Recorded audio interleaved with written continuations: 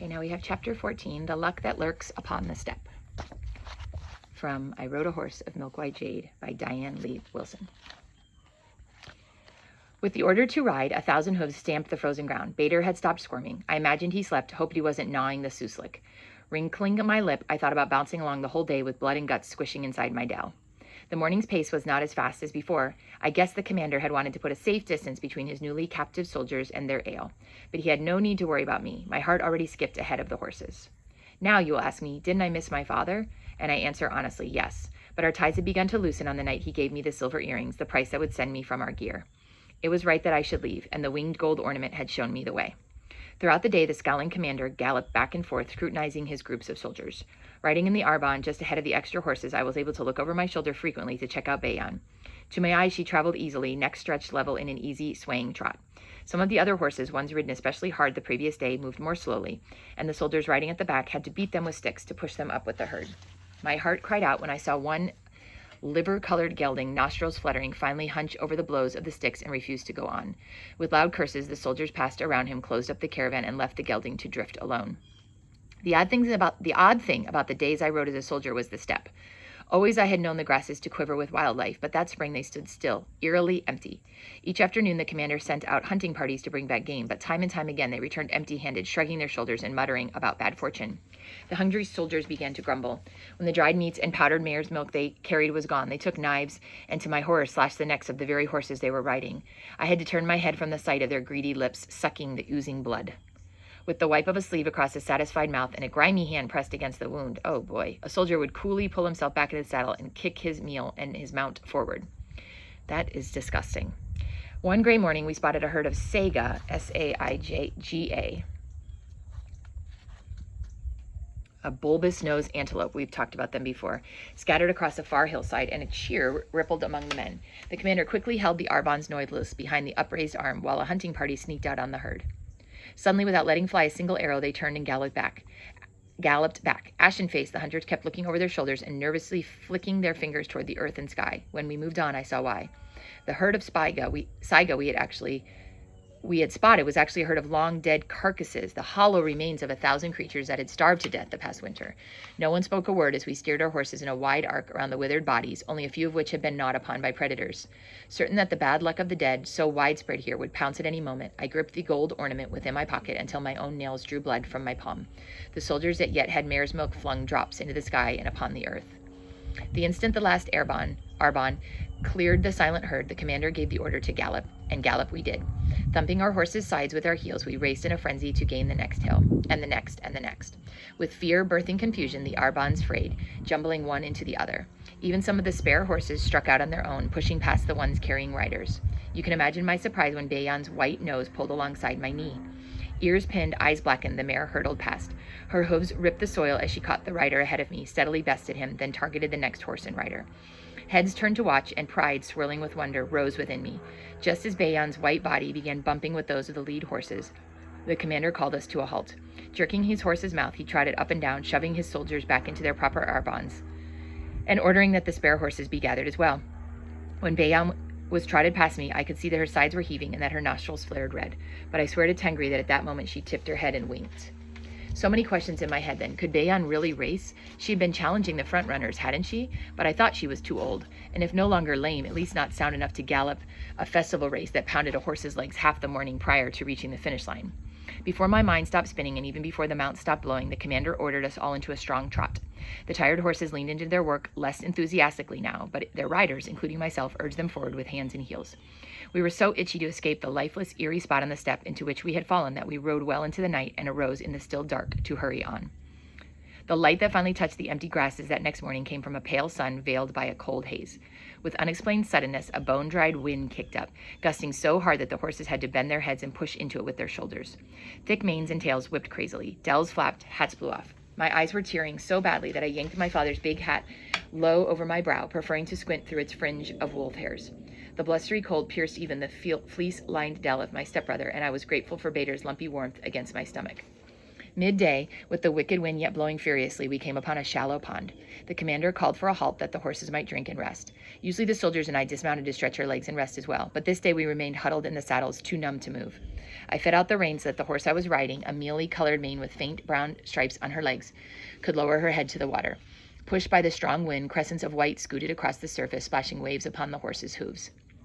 The mealy mare snorted suddenly and jumped sideways, nearly dumping me. Looking at the spot where she had just been standing, I saw a shimmering silver and black fish flopping upon the muddy bank. A strong murmur like one of the waves was rolling among the other riders, and when I lifted my head, I saw that all along the pond's edge the wind was lifting the very fish from the water and tossing them upon the bank. Silver bodies arched and leaped, slapping helplessly against the mud. Some flopped all the way into the blowing grasses of the steppe and disappeared from sight. When the murmur reached my ears, I heard the words, "bad luck," over and over. It was an evil sign that fish tried to swim upon the land, the men were saying. Perhaps this was not so much a bad area of the steppe as that something bad was riding among them. Soon the attention focused on the members of my ale, for we were the newest soldiers, and it was whispered that one of us carried the bad luck. My pulse raced. I hunched over, trying to sit very small and unnoticed upon the back of the mealy mare. The commander came riding along the muddy bank, his black horse prancing and snorting against the wind and a tight rein. Irritated, the man shouted a sharp command to move on. The soldiers began clustering in their groups of 10. I likewise reined my horse toward the line, but as the commander passed me, he leaned forward and glared. "What are you hiding?" he said, pointing at the bulging dell. Pretending not to hear him, I kicked the mare and hurried forward to join my assigned airbon. But the commander surged alongside, shoving his horse's shoulder against the mare to stop her. "You must be truly deaf as well as crippled," he sneered. "Do you not hear me?" Scared sick, I answered in a small voice. "It's my cat," I said. "What? Did you say a cat? A cat? A cat?" He slapped his forehead in the manner of my father's exasperation, and the shadow of a smile flitted across my face. "Coque monge tengre," he said again. It must be some sort of curse word they use. "First a cripple who becomes a girl who hides a cat. I should never have stopped at your puny ale. What made me stop there? And why did I choose that crazy white mare that has seen so many winters?" He thrust out his jaw, squinting his yellowish eyes at me. "What is it about this one mare that a girl gathers her cat and follows it through this miserable weather? Tell me." I had little to lose, I thought. My life already rested in the hands of this ugly man, so facing him, I simply said, "She speaks to me." "She? You are half-witted." He began to rein his horse away when I saw a look of near fear come over him. "Or are you some sort of shamaness?" His eyes traveled quickly over my clothing, my leather pouch, my hands. "Can you change the weather? Is it you who has caused the fish to swim upon the land?" Not waiting for an answer, the man shook his head and said, "I had not seen weather this foul until we visited your ale." He muttered some words I couldn't hear, words that ended with "my ornament of luck." Pounding his heels into the horse's side, the commander galloped to the head of the line, but not before the wind carried his last words into my ears. "Everything has gone wrong since that ornament dropped from my side." At that moment, I felt the gold ornament weigh heavily inside my pocket. It was true then. The flying horse did bring good luck, and now I carried it. An uneasiness in my stomach told me I should return it, but as I let my wind-reddened hand fall across the pocket, patting it protectively, I knew I would never release it from my side. Reaching inside my dell, I patted Bader's head. He shoved his wet nose against my fingers. Moving my hand past him, I also felt the hardened body of another suslik that he had hunted. Bader and I would eat meat again tonight. With the sinking of the pale sun, the gusting faded. The silence, after so much deafening wind, felt doubly eerie, and again no one spoke as we rode north. Throats painfully dry, hands and face cracked, we finally stopped for the night.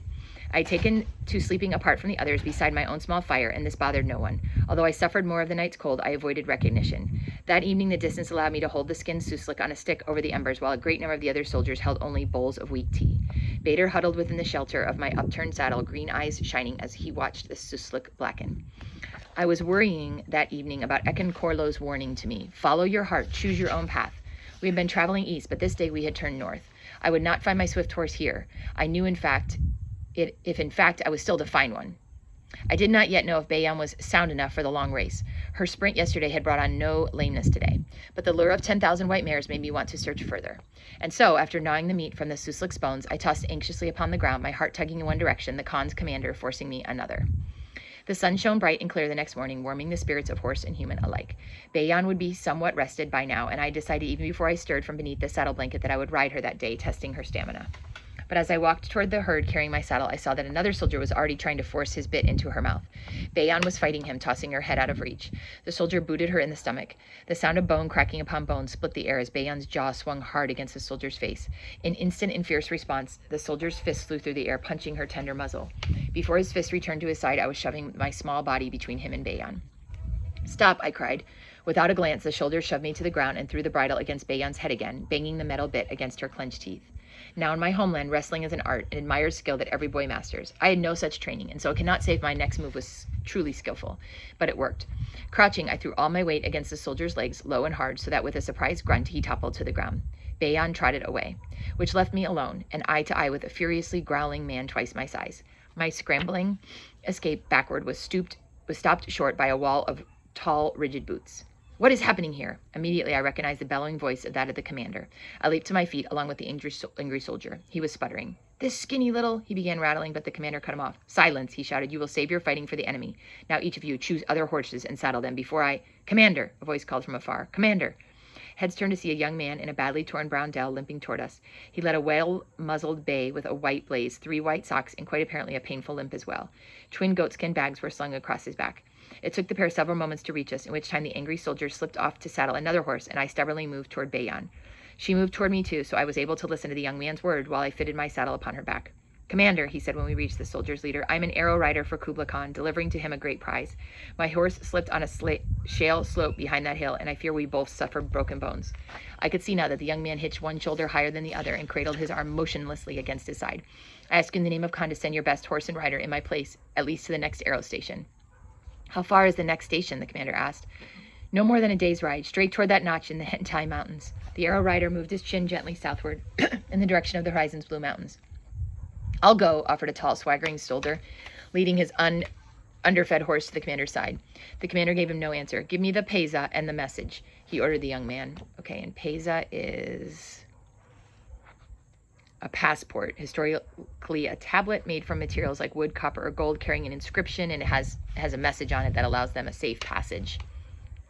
The arrow rider untied a thick gold medallion the size of a man's hand that hung from a rope around his waist, as well as a small leather pouch on another rope hidden inside his clothing.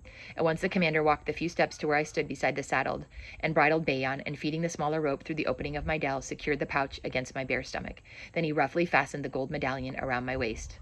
Huh, exclaimed the swaggering soldier. Commander, are you certain that? The injured arrow rider began. This mare can run, he said crisply, and this one can ride her like no one else. Besides, sending them off will solve both of our troubles. As he doubled the knot, the commander's hairy hand brushed the solid weight hidden within my pocket. What is this? He muttered, boldly reaching inside to pull the gold ornament into the light. Why, it is mine. You stole it from me. No, I said. I found it on the floor of my gear. Then why did you not return it to me? I wasn't sure how to answer, for he was right, but gazing longingly at the winged gold horse in his palm, I just had to whisper, is it true it brings bad luck to its owner? A queer sort of look turned in the dark eyes of the commander. He shoved his gold ornament back inside my pocket, jerked the goatskin bags from the injured bay, and threw them across Bayan's saddle. With the briefest of glances into my face, he said, deliver this valuable, then let the luck of that winged horse carry you home. Your father misses you. Clamping a rough hand upon my shoulder, the man all but lifted me into the saddle. He slapped Bayan upon the rump, making her jump forward, but I reined her to a quick halt. Leaning down to the commander's ear, I whispered again, but I can't yet go. My cat. Fury boiled up inside the man, bursting forth in the kick of his boot into Bayan's tails. She pinned her ears and bucked. Commander, the arrow rider was saying nervously, it appears this rider is unfit. I'm certain you realize that not to deliver the Khan's desire, and swiftly, is death. Perhaps you have another. His voice trailed off. The commander had rushed to my leg, jerking the reins so hard that Bayan's mouth gaped sideways in pain. Ride, now, he roared. You ride for those mountains and don't look back, or as Tengi watches all, I'll have the hides of you and your mare. Flinging free the reins, he booted Bayan again. This time I bent over her neck and, gulping, sent her galloping as fast as she could. And that's the end of chapter 14. So although the commander discovered that Oyuna is a girl, she believes her luck is turned. We talked about that in chapter 13. Why did the commander choose Oyuna to be the Khan's rider? He wanted to rid himself of the girl, but also she is a good rider, right? And so there's both, but mostly he wants to get rid of her. Oyuna fears the direction the army is taking her, for it moves north and she needs to go south. And how does the arrival of the injured rider rectify her problem? So that's what I would like you to tell me. How does the injured rider rectify her problem? The injured rider comes in, and what happens?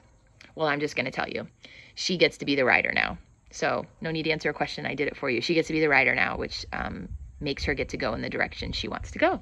So that's the end of chapter 14.